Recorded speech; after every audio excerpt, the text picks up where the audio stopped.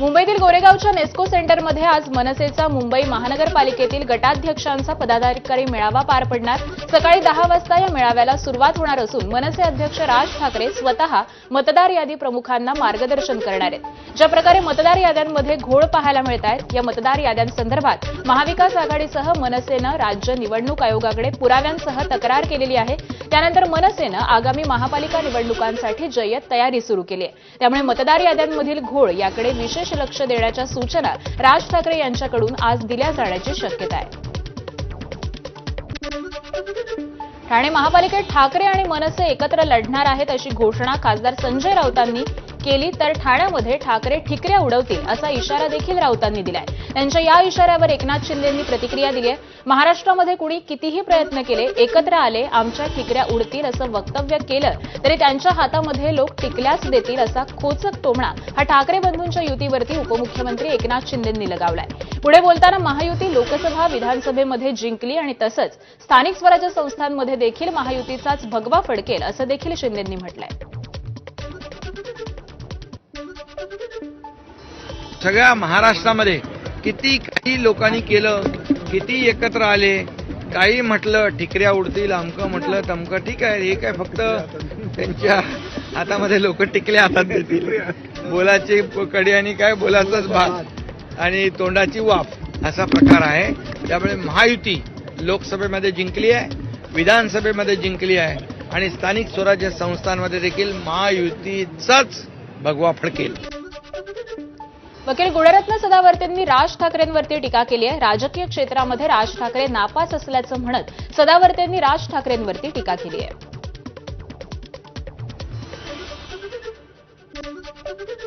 राज ठाकरेंचं राजकीय यश कुठे आहे? राज ठाकरेंना मी कायम म्हणलो की राजकीय नापास माणूस आहे आणि आता 2 युती म्हणजे ते आमच्याकडे माहिती आहे का तुम्हाला, जुन्या काळामध्ये बोर्डामध्ये जर तुम्हाला 30 मार्क असले आणि 10 मार्क ग्रेस असायचा +5 करून त्याला बढतीच्या प्रयत्नात आहेत, राजकीय बढतीच्या प्रयत्नात आहेत। 30 मार्क +5 मार्क = 35 मार्क, ढकल पास राजकीय दृष्ट्या ढकल पाससाठी राज ठाकरे परेशान आहेत, उद्धव परेशान आहे। उद्धव आणि राज ठाकरेंमध्ये आता राहिलंय काय शिल्लक? वैचारिक दृष्ट्या कुठे आहे त्यांचा विचार? राज ठाकरे हे राजकीय दृष्ट्या म्हणतो माननीय उपमुख्यमंत्री अजितदादा पवार यांच्या राजकीय दृष्ट्या पायाच्या धुळी एवढी लेवल आहे। कारण लक्षात ठेवा, सांगायचं तात्पर्य हे आहे की मला म्हणजे कुणाला हिनवायचं नाही, परंतु कुठे राज ठाकरे आणि कुठे अजितदादा, कुठे राज ठाकरे कुठे अजितदादा? आज राज ठाकरेंचं वैचारिक वजन किती आहे मला सांगा? आज फ्लोरलाच आहेत ते, म्हणजे खालीच आहेत ना।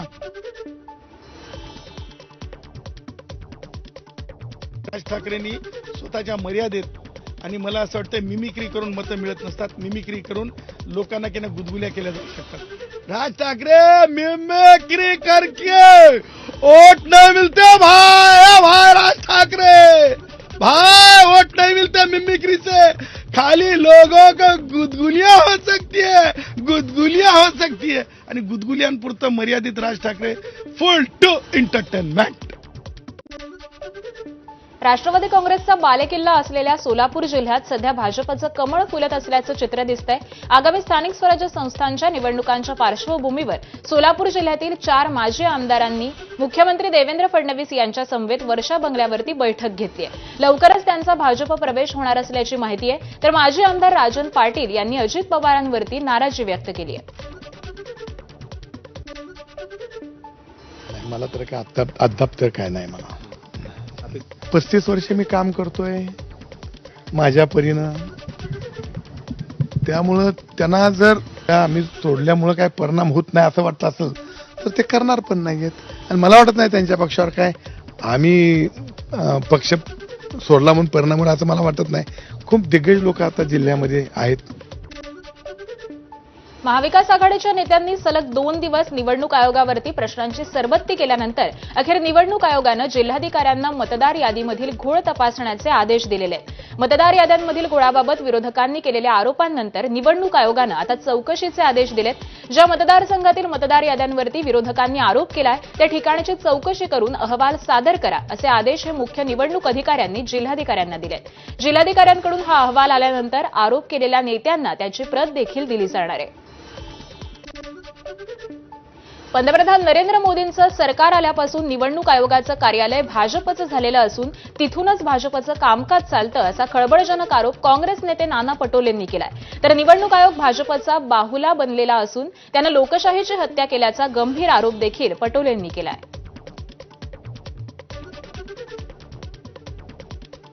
सातत्याने चुका करायच्या लोकांनी मग त्याच्यात ऑब्जेक्शन घेतले की मग त्याच्यात सुधारणा करायची. निवडणूक आयोग हा ज्या पद्धतीनं भाजपचा बावला म्हणूनच ते काम करायचं असतं हा लोकशाहीचं एक प्रकारचं खून करायचं काम ते करतात. या निवडणूक आयोगाने जेव्हाच मोदीची सरकार देशात आल्यानंतर त्यांनी निवडणूक आयोगाचा भाजपचं कार्यालय झालेलं आहे. विधानसभेनंतर अचानक 50 लाखांनी मतदार कसे वाढतात असा सवाल आमदार जितेंद्र आव्हाडांनी केलाय. हा सगळा फ्रॉड झालेला आहे. इलेक्शन कमिशननी मतदार याद्यांमध्ये जो काही घोटाळा करून ठेवलाय, जो गोंधळ घातलाय, असे अचानक कसे काय मतदार वाढले हो? विधानसभेच्या नंतर 50 लाखांनी मतदार वाढतात अशी कसे शक्य आहे 4 महिन्यात? मतदान तुमचं 5 वाजेपर्यंत 1% असतं आणि त्याच्यानंतर 15% वाढतं. राष्ट्रवादी काँग्रेस अजित पवार गटाचे जिल्हाध्यक्ष उमेश पाटलांनी राष्ट्रवादीचे माजी आमदार राजन पाटलांना खुलं आव्हान दिलेलं आहे. जिल्हा परिषदेला मी माझा नरखेड गट सोडून लढतो, तुम्ही अग्नर सोडून माझ्या विरोधात लढा. असा माझा पराभव झाला तर मी माझं राजकारण सोडून देईन असं खुलं आव्हान हे रमेश पाटलांनी राजन पाटलांना केलेलं आहे.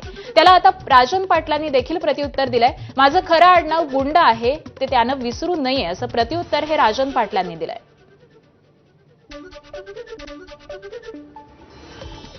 आव्हान बिव्हान आम्ही देणं इतपत मोठं नाहीये, त्यामुळे त्यांनाच काय आव्हान द्यायचं आहे ते देऊ द्या, त्यांना काय करायचं आहे ते करू द्या. फक्त मी एकटा मुंबई, पुणे, महाराष्ट्र, हिंदुस्तान कुठे मी एकटा, कधीही आपण सांगल त्यावेळेला मी तिथे येतो. मी येईन किंवा माझा धाकटा नातूसा येईल, माझा एकटा नातूसा जाईल. मी तर जायची गरज नाहीये. माझा छोटा नातू आहे 5वी 6वीला, तो सुद्धा एकटा जाईल. कुठेही मोहळ तर त्या ते आपलंच गाव आहे, नरखेड आपलंच गाव आहे. सोलापुरात सध्या ऑपरेशन लोटसची जोरदार चर्चा आहे. सांगलीचे 4 माजी आमदार भाजपच्या वाटेवर असतानाच आता ठाकरेंच्या शिवसेनेत असलेले दीपक साळुंके हे देखील भाजपच्या वाटेवर असल्याची जोरदार चर्चा आहे. कारण सांगोल्यात कार्यक्रमानिमित्त आलेल्या पालकमंत्री जयकुमार गोरेंनी साळुंकेंच्या कार्यक्रमाला देखील भेट दिली. त्यामुळे ते दीपक साळुंके भाजपमध्ये जाणार असल्याची चर्चा आहे. बीडमध्ये आगामी नगरपरिषद निवडणुकीच्या पार्श्वभूमीवरती अजित पवारांच्या राष्ट्रवादीची महत्वपूर्ण बैठक आज आयोजित करण्यात आली आहे. नगराध्यक्ष आणि नगरसेवक पदासाठी इच्छुक उमेदवारांसोबत या बैठकीमध्ये चर्चा होणार आहे. नगरपालिकांसंदर्भात देखील पुढील निर्णय हा घेतला जाणार आहे. या बैठकीमध्ये राष्ट्रवादीच्या जिल्हाध्यक्ष आणि नेते योगेश क्षीरसागर हे मार्गदर्शन करणार आहेत. बुलढाणा जिल्ह्यातील पातुर्डा गावामध्ये राज्यभरातील शेतकऱ्यांच्या मागण्यांसाठी शेतकरी हक्क परिषद आयोजित करण्यात आली. कर्जमाफी, थकलेला पीक विमा, कापूस आणि सोयाबीनला हमीभाव, त्याबरोबरच अतिवृष्टीमुळे झालेल्या नुकसानीची भरपाई यांसारख्या मुद्द्यांवरती राज्यव्यापी आंदोलनाची रणनीती या परिषदेमध्ये ठरवली जाणार आहे. या महत्वपूर्ण परिषदेला बच्चू कडू, महादेव जानकर, कळंबचे आमदार कैलास पाटील, भीमशक्तीचे दीपक केदार, प्रशांत डिक्कर यांच्यासह अनेक नेते उपस्थित राहणार आहेत. तर ही परिषद वादळी ठरण्याची देखील शक्यता वर्तवली जाते. राष्ट्रवादीचे अध्यक्ष शरद पवार आज अहिल्यानगरच्या दौऱ्यावरती आहेत. सुपा इथल्या रयत शिक्षण संस्थेच्या न्यू इंग्लिश स्कूलमधील नवीन इमारतीचं शरद पवारांच्या हस्ते लोकार्पण होणार आहे.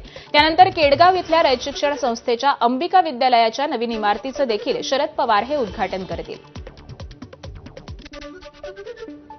भाजपचे खासदार उदयनराजे भोसले आणि ग्रामविकास मंत्री जयकुमार गोरे यांच्यातली यारी ही पुन्हा एकदा पाहायला मिळाली आहे. जयकुमार गोरे यांच्या वाढदिवसाच्या निमित्तानं उदयनराजेंनी त्यांना पार्टी कुठे असा मिश्किल सवाल करताच चला जलमंदिरला जाऊन पार्टी करू असं मिश्किल उत्तर हे जयकुमार गोरेंनी दिलंय.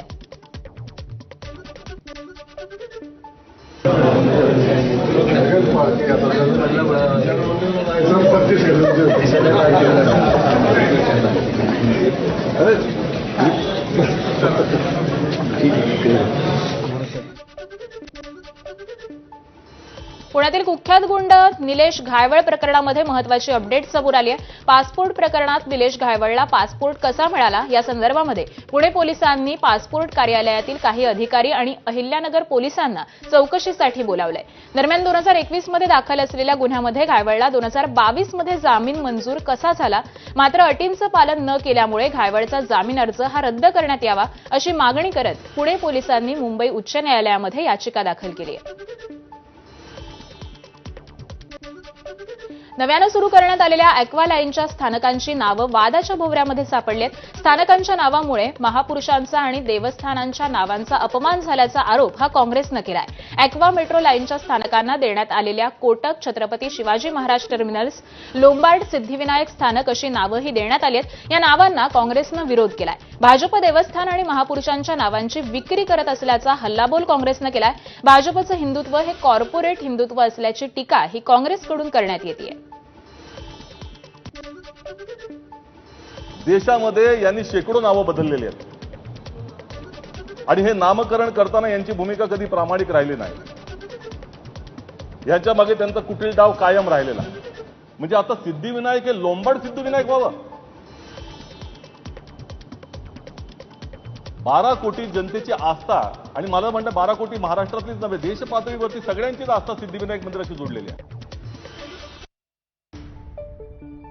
नाशिकमधून एक ब्रेकिंग बातमी पाहूयात.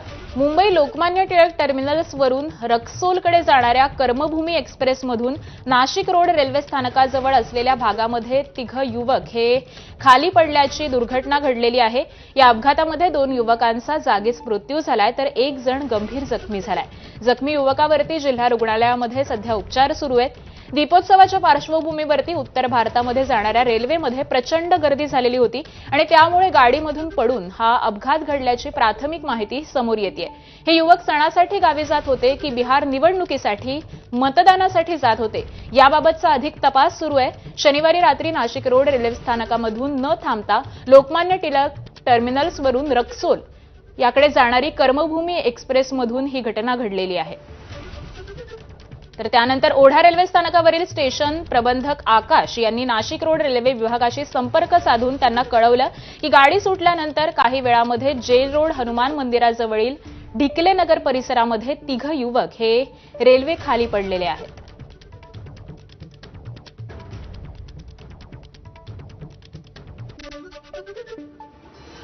नवी मुंबईतील सिवूड परिसरातील धक्कादायक प्रकार समोर आलाय. लिव्ह वेल मेडिकल या खासगी वैद्यकीय संस्थेकडून जैववैद्यकीय कचरा रस्त्यावरती खुलेआम टाकला जात असल्याचं दिसतंय.